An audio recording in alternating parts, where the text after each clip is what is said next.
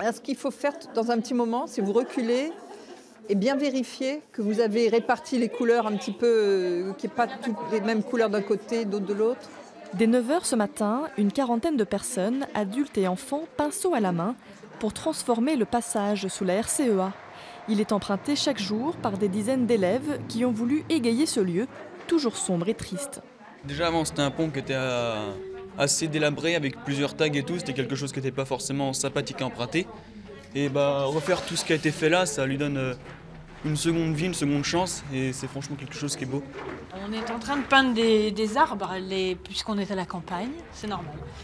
On fait des arbres, on fait des fleurs, on a représenté le village là-bas, les vignes, voilà, c'est tout Saint-Désert.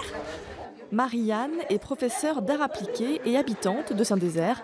C'est elle qui a imaginé la fresque.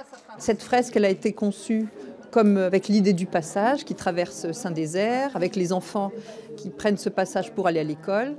Du coup, on est parti d'idées de dessins qu'ils ont fait pendant des activités d'atelier, très colorées pour donner un peu de lumière dans ce passage. Voilà.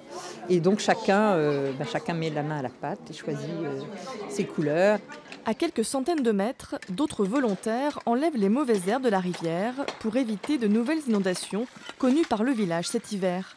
Cette journée citoyenne se répète dans 22 communes du Grand Chalon à l'origine du projet.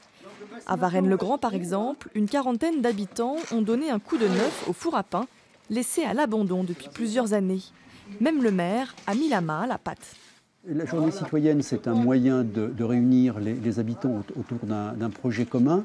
Donc le but a été de refaire la pièce, refaire le four, refaire nettoyer.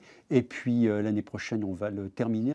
Le but de ces journées citoyennes, c'est bien la rencontre, le vivre ensemble entre habitants, plus que les économies modestement réalisées. Un dispositif amené à être renouvelé l'an prochain.